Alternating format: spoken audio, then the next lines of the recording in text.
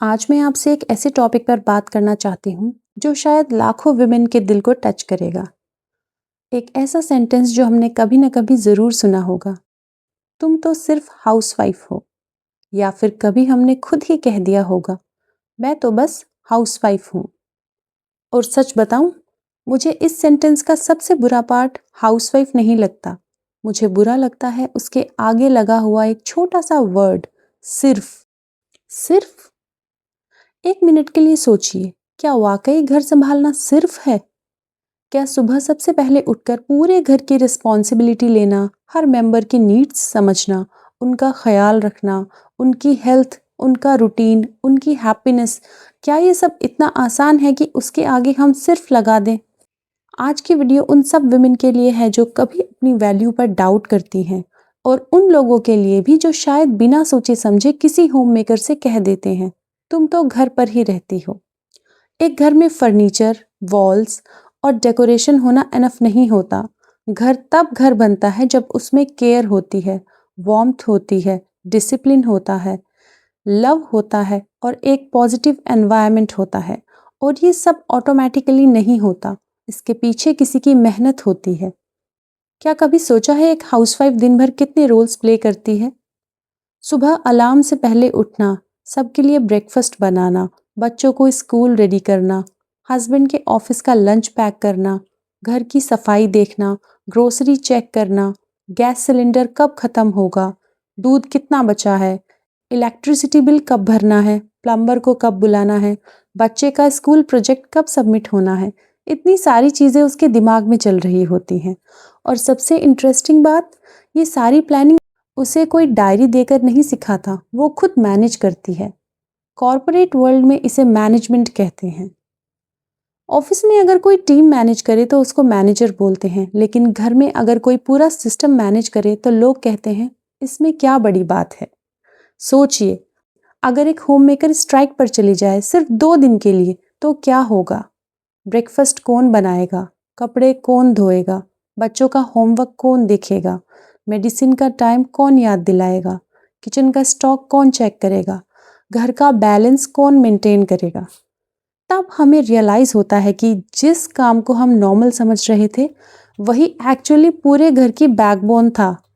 एक और बात जो मुझे बहुत इम्पॉर्टेंट लगती है, हम सोसाइटी में सक्सेस को बहुत बार सिर्फ सैलरी से मेजर करते हैं। अगर किसी की मंथली इनकम है तो लोग रिस्पेक्ट करते हैं। अगर कोई घर संभाल रहा है तो लोग कहते हैं, बस घर ही तो संभालती हो। लेकिन एक क्वेश्चन पूछिए खुद से, क्या सिर्फ पैसा ही कंट्रीब्यूशन होता है? अगर माँ बच्चे को वैल्यूज़ ना सिखाए तो सिर्फ स्कूल सब कुछ सिखा देगा? अगर घर में इमोशनल सपोर्ट ही ना हो तो सिर्फ सैलरी से फैमिली हैप्पी हो जाएगी? अगर कोई घर को ऑर्गेनाइज ही ना करे तो क्या सिर्फ अर्निंग से लाइफ स्मूथ चल जाएगी? आंसर हम सब जानते हैं। मनी इज़ इम्पॉर्टेंट, बिल्कुल इम्पॉर्टेंट है, लेकिन इमोशनल स्टेबिलिटी भी उतनी ही इम्पॉर्टेंट है। एक होममेकर का कंट्रीब्यूशन बैंक अकाउंट में नहीं दिखता, लेकिन हर फैमिली मेंबर की पर्सनालिटी में ज़रूर दिखता है। कभी कभी होममेकर्स खुद भी अपनी वैल्यू कम कर देती हैं। जब कोई पूछता है आप क्या करती हैं, तो वो शर्मा कर कहती हैं, मैं कुछ नहीं करती, बस हाउसवाइफ हूँ। प्लीज़, आज के बाद ये सेंटेंस मत बोलिएगा। आप कुछ नहीं करती, आप घर मैनेज करती हैं। आप एक फैमिली को इमोशनली सपोर्ट करती हैं। आप हर दिन डजन्स ऑफ डिसीजंस लेती हैं। आप अनपेड हो सकती हैं, लेकिन अनइम्पॉर्टेंट बिल्कुल नहीं हैं। और एक और मिसकंसेप्शन है जिसे हमें तोड़ना होगा। लोग सोचते हैं कि होममेकर घर पर रहती है, इसलिए उसके पास बहुत फ्री टाइम होता होगा।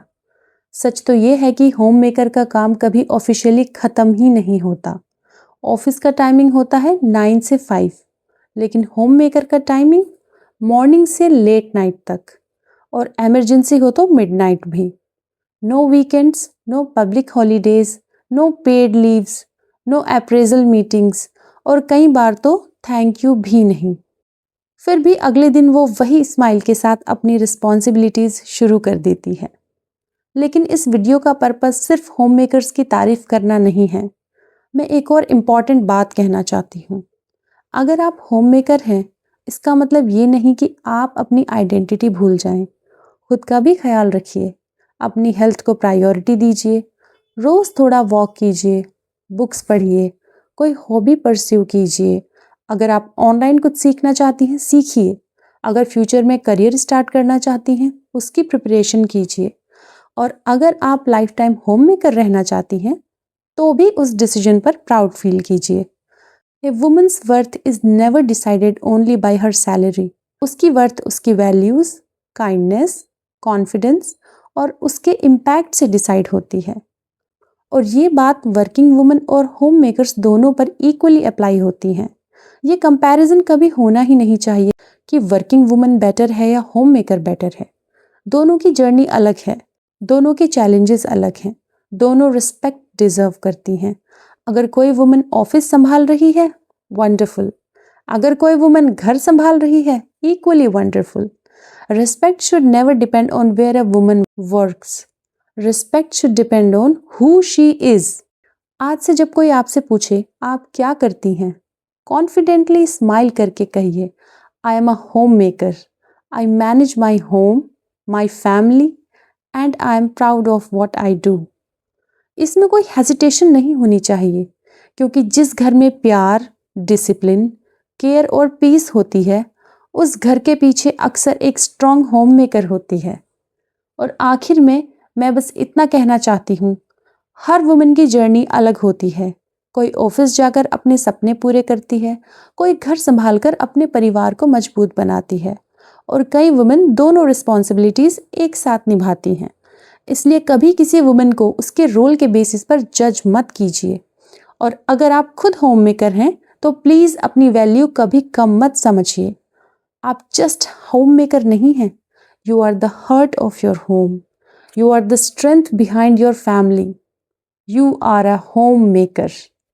और इस रोल पर आपको गर्व होना चाहिए। अगर आज की ये वीडियो आपके दिल को टच करी, तो इसे उन सब वुमेन के साथ ज़रूर शेयर कीजिए जिन्होंने कभी अपनी वैल्यू पर डाउट किया हो। और कमेंट्स में ज़रूर बताइए, आपके हिसाब से एक होम मेकर की सबसे बड़ी स्ट्रेंथ क्या होती है। Thank you for watching. Take care, stay confident and remember, every woman deserves respect, whether she earns a salary or builds a home.